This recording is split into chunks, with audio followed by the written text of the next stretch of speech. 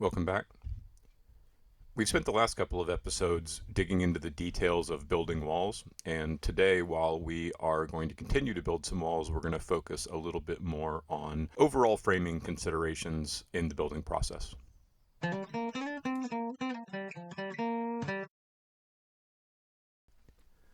Unlike the first section of the house that we framed up, this section, which is primarily the bedroom suite section, will have a second floor loft, unlike the other side. So we will have to do some additional framing in this area of the house.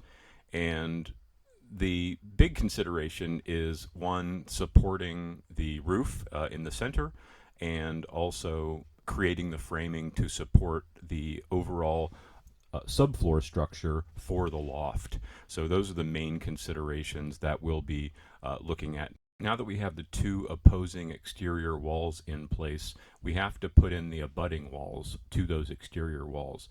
One of the things that we need to be aware of is that we can't sheathe the entire wall on the ground the way that we did for these first two exterior walls.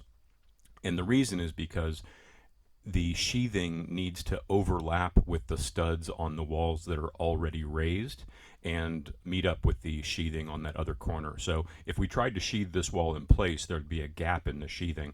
So what we're going to do is we're still going to put a couple of sheets down on this wall while it's on the ground, and we'll raise it that way, but we'll have to finish sheathing it in the air so that we can get this wall up.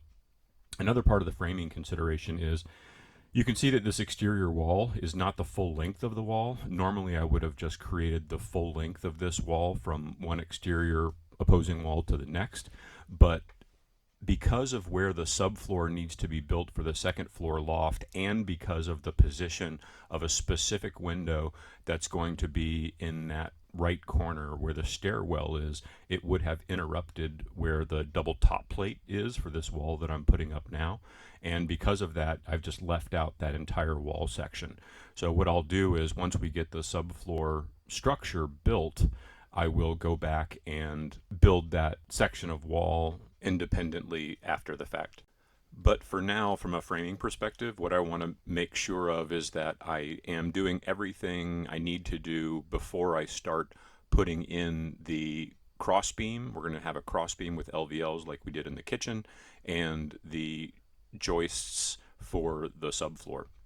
While the load of the second floor loft will be carried entirely by the LVL crossbeams and the subfloor joists, there will be a lot of interior walls in this bedroom section for the bedroom, the bathroom, the closets, and things like that I want to build first, because while they will not be carrying much of the load of the joists or the crossbeams, they will be connected, and so I want to get the interior walls up first.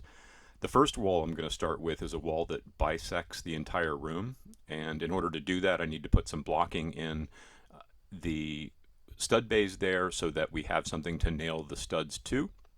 And this wall, like I said, will bisect the entire room and will give me a good starting point for the other walls that I need to build.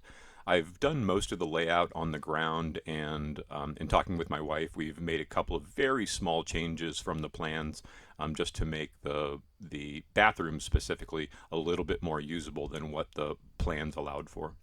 As always, whenever practical, you want to overlap the interior walls with the top plates of the exterior walls to tie them together.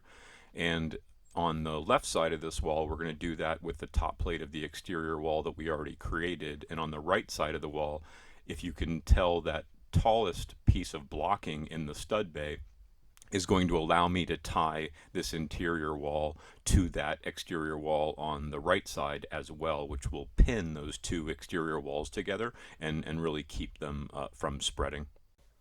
But beyond that, since the interior wall build is pretty straightforward, and since we've done some videos detailing that, I'm not going to bore you with the build of each of the individual interior walls. Just know that next time we come back, all of those will be built, and we will be ready to start looking at the subfloor for the second floor loft. This is where I'm at. Thanks for watching. See you next time.